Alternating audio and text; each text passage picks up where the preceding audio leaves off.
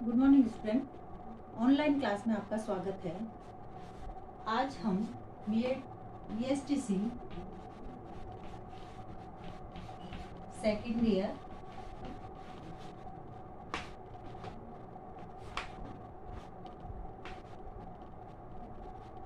सामाजिक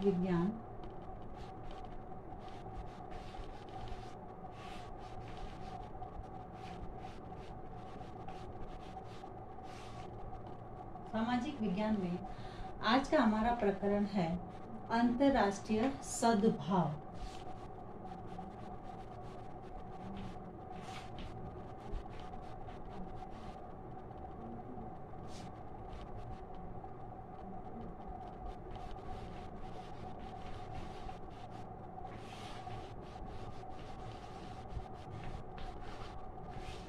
अंतर्राष्ट्रीय सद्भाव होता क्या, यानी अंतर्राष्ट्रीय सद्भाव यानी विश्व एक परिवार के समान प्रतीत हो।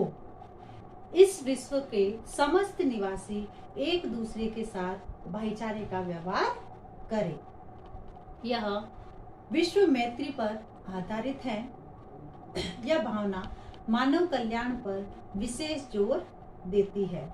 इस भावना से यह आशा होती है कि हमें समस्त विश्व के समस्त राष्ट्र तथा उनमें जो रहने वालों के प्रति प्रेम, सहयोग एवं सहानुभूति के भाव रखने चाहिए। वही है अंतर्राष्ट्रीय सद्भाव, यानी जो दूसरे राष्ट्र है उनके प्रति हमारा जो अच्छे भाव होते हैं, हमारा जो व्यवहार होता है, हमारा जो प्रेम होता है और उनके प्रति सहानुभूति की भावना रखना ही अंतर्राष्ट्रीय सद्भाव है।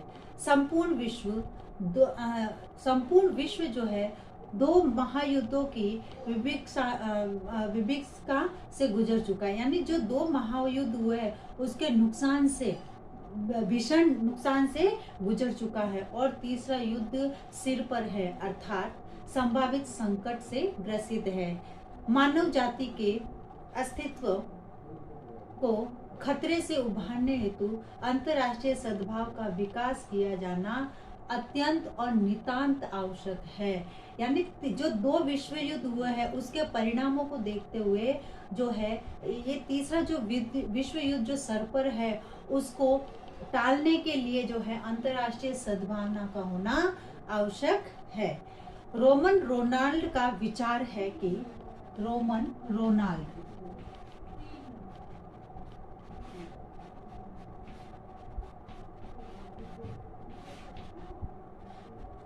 रोनाल्ड का विचार है कि भयंकर विनाशकारी परिणाम वाले दो विश्व युद्धों ने कम से कम यह सिद्ध कर दिया कि शूद्र एवं आक्रमणकारी राष्ट्र से संकीर्ण संबंधों को तोड़कर प्रेम, दया तथा सहानुभूति पर आधारित मानव संबंधित का विकास करने के लिए मानव जाति के स्वतंत्र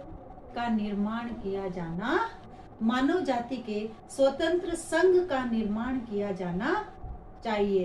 तभी जो है अंतर्राष्ट्रीय सद्भावना के तहत ही राष्ट्र में जो है शांति स्थापित की जा सकती है। अब अंतर्राष्ट्रीय सद्भावना में किसकी आवश्यकता होती है? अंतर्राष्ट्रीय सद्भावना में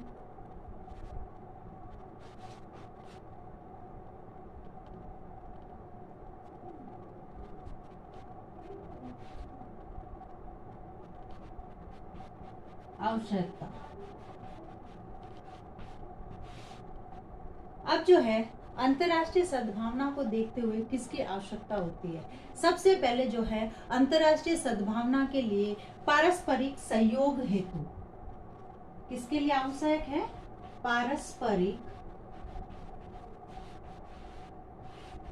सहयोग, यानी आपस में सहयोग के लिए अंतर्राष्ट्रीय सद्भावना की आवश्यकता होती है, क्योंकि कोई भी व्यक्ति राष्ट्र हो या राज्य हो जो है वह एक दूसरे के सहयोग के बिना उन्नति नहीं कर सकता। यानी विश्व युद्धों से मुक्त कराने के लिए मानव को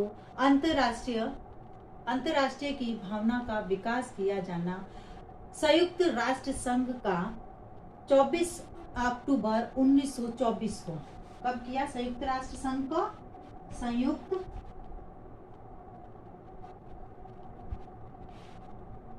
राष्ट्र संघ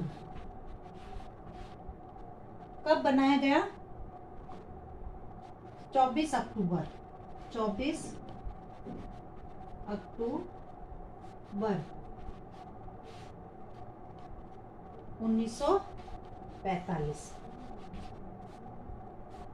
24 अक्टूबर 1945 को संयुक्त राष्ट्र संघ का गठन हुआ, जिसका प्रमुख उद्देश्य विश्व को भय मुक्त कर शांति स्थापित करना। नागरिक शास्त्र शिक्षण के माध्यम से छात्रों में अंतर्राष्ट्रीय सद्भावना का विकास किया जा सकता है। 2 विश्व युद्धों ने यह स्पष्ट कर दिया है। इससे पहले यानी जो 2 विश्व युद्ध हुए हैं, उन्होंने ये स्पष्ट कर दिया है कि मानव इस धरा पर सहयोग एवं प्रेम के आधार पर जीवित रह सकता है, यानी एक दूसरे के सहयोग के बिना जीवित नहीं रह सकता है। कहीं न कहीं किसी न किसी रूप में किसी न किसी प्रकार से हमें दूसरों की सहायता लेनी ही पड़ती है। पारस्परिक वैमनस्य एवं संघर्ष के आधार पर नहीं। इस युग में जब राष्ट्रों के बीच भौतिक दूरी लुप्त होती जा रही है, तो ऐसी स्थिति में यह आवश्यक हो गया है कि मानव दूरी को भी कम किया जाए, और जब मानव दूरी कम हो जाएगी तब इनमें जो है अंतर्राष्ट्रीय सद्भावना का विकास किया जा सकता है।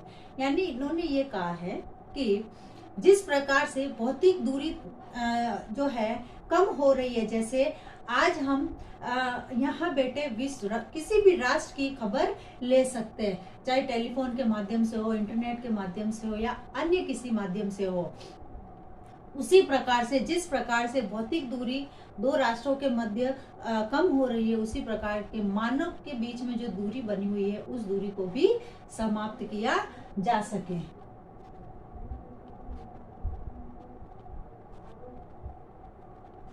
उसके बाद दूसरा जो है विश्व नागरिकता के विकास हेतु, विश्व नागरिकता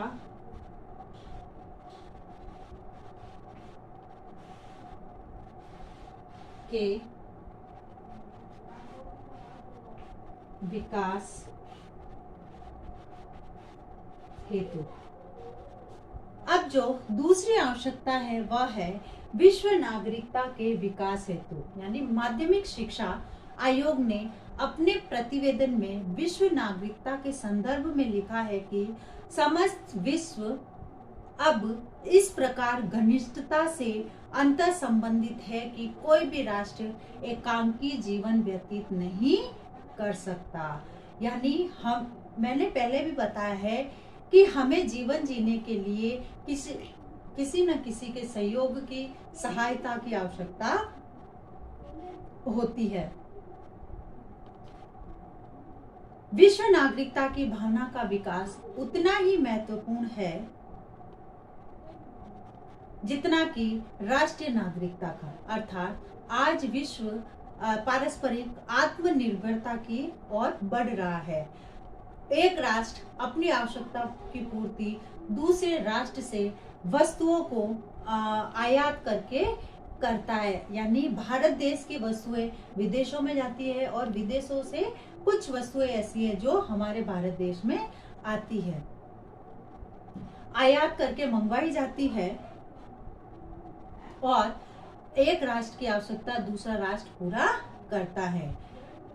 जैसे आज संचार एवं यातायात के साधनों के विकास के कारण पूरा विश्व घर आंगन जैसा बन गया है। पलक झपकते ही व्यक्ति कहां से कहां पहुंच जाता है। आज विश्व में मेरा देश सर्वोत्कृष्ट है, भले ही वह गलत मार्ग पर क्यों नहीं हो, की मनोवृत्ति हानिकारक समस्त विश्व अब इतना अंतर संबंधित है कि कोई भी राष्ट्र एकांकी नहीं रह सकता है, तथा विश्व नागरिकता की भावना का विकास राष्ट्रीय नागरिकता की भांति ही महत्वपूर्ण हो गया है। जैसे राष्ट्रीय नागरिकता की भावना जो है जरूरी है, वैसे ही विश्व नागरिकता की भावना जरूरी है, क्योंकि आज एक राष्ट्र अपने आप में पूर्ण नहीं होता है, इसलिए उसको दूसरे राष्ट्र से, दूसरे देश से मदद लेनी ही पड़ती है। उसके बाद है तीसरा जो है वह है, तीसरी आवश्यकता है विश्व शांति की स्थापना। अब जो है तीसरी जो आवश्यकता है, वर्तमान स्थिति को देखते हुए या वर्तमान युग को देखते हुए जो विभिन्न प्रकार के जैसे आणविक शस्त्रों के भंडारण की ओर तीव्र गति से अग्रसर होता जा रहा है। आज जो है वर्तमान समय में कई ऐसी घातक जो आणविक शक्तियां उसका प्रचलन हो रहा है, उनको बनाया जा रहा है। तो उसको देखते हुए जो है विश्व में शांति की स्थापना करना अत्यंत आवश्यक है। अमेरिका और रूस ने आणविक अस्त्र शस्त्र को विशाल भंडार जमा कर रखा है, यानी एक तरह से यह कहा जाए कि यह लोग तीसरे विश्व युद्ध के लिए तैयार है और पता नहीं कब मानव सभ्यता और विकास आणविक युद्ध की लपेट में आकर समाप्त हो जाए। वर्तमान युग की महती आवश्यकता विश्व शांति है। आज मानव को भगवान महावीर स्वामी के उन्होंने संदेश दिया था कि जियो और जीने दो की आवश्यकता है। आज विश्व के लिए आवश्यक है शांति और सद्भाव। तो यानी जो है अंतर्राष्ट्रीय सद्भाव को देखते हुए 3 आवश्यकताएं बताई है: पारस्परिक सहयोग, विश्व नागरिकता के विकास हेतु और विश्व शांति की स्थापना, जो कि सबसे महत्वपूर्ण है। अब है आज का आपका गृह कार्य।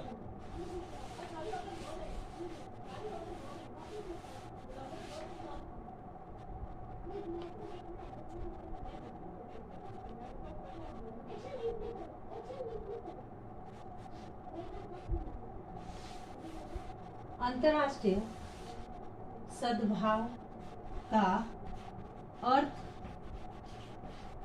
बताते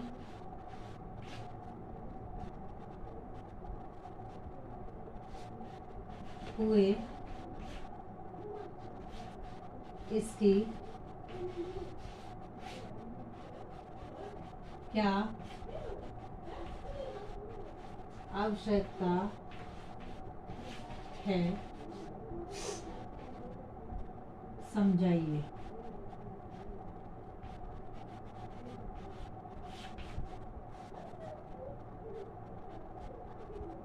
अब एक विशेष बात, कोरोना जैसी महामारी के अंदर स्वस्थ रहे, सुरक्षित रहे। B stand, be strong. 2 गज दूरी, मास्क के जरूरी। धन्यवाद।